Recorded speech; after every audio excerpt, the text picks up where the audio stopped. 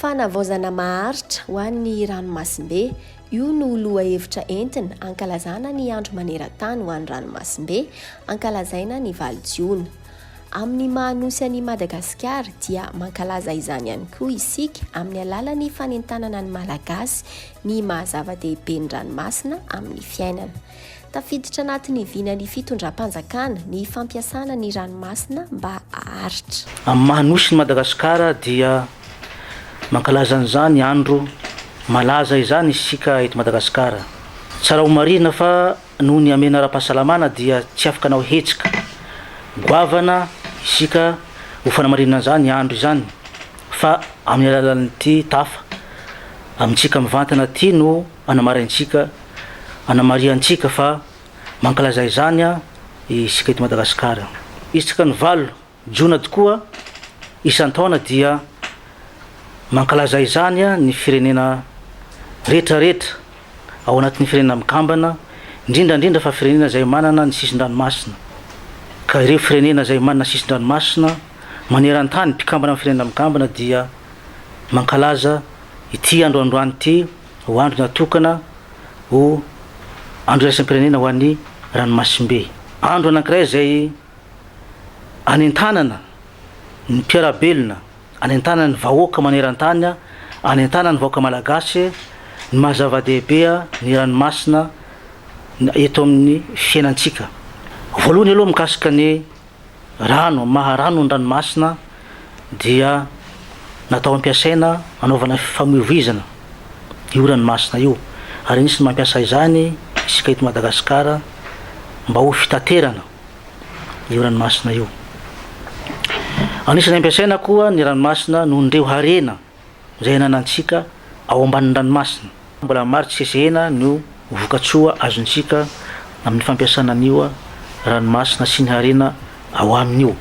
Nanamafy ny tale jeneraly Nijoro eo anivon'ny ministera ny fambolena sy ny fiompiana ary Nijoro fa misy ny lalàna mifehy napetraka ho fanaraha-maso ny faritra-ranomasin'i Madagasikara. Misy ny lalàna izay napetraka ifehezana fampiasana ny ranomasina zay, na resaka jono io na resaka fitaterana io na resaka fitrandrana rehetrarehetra izay ampiasana ny ranomasina sy ny harena ao aminy dia misy ny lalàna napetraka.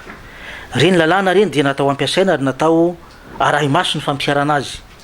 Ohatra zao resaka ny jono manokana zao resaka jono dia misy ny ivon-toerana anankiray izay mpanara-maso ny jono atao amin'ny ministera.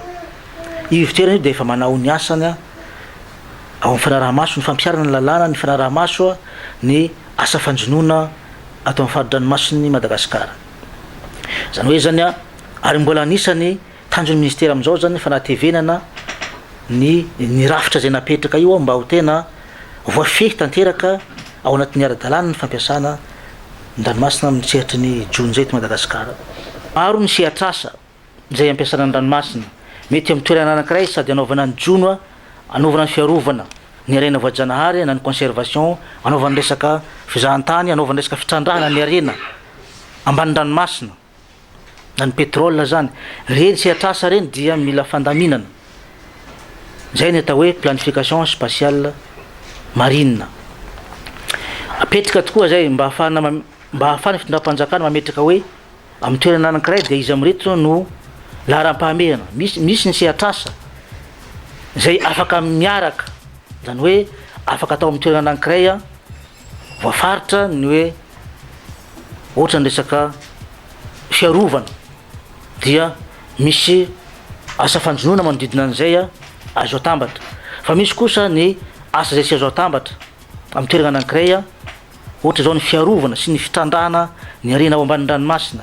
Zay dia mila lamina ho apetraka hoe izy amin'reto no laharam-pahamehana tokony atao mba hitondra tombotsoa bebe koa ho an'ny firenena sy ny vahoaka manodidina le toerana. Zay zany isan'ny asa iandraiketa amin'ny ministera ny fametrana an'izay lamina zay amin'ny fampiasana ny ranomasina izay. Atao continental io zany tanin'ny Madagasikara fa ao ambanin'ny ranomasina.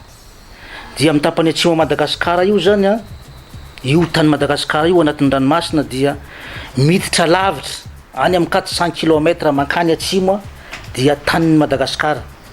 Zany hoe zany zontsika mamatany Madagasikara azy a dia ao anatin'ny sisin-dranomasina Madagasikara io zay miditra ivelany zay sisitany rendresana teo zany ka zay pisopiso mifangatahana anzy io any amin'ny firenena mikambana de mandalo an-tarantohatra fa mikajy harena goavana koa io a plateau continental io agnisan'ny harena souverain ho an'ny Madagasikara io plateau continental io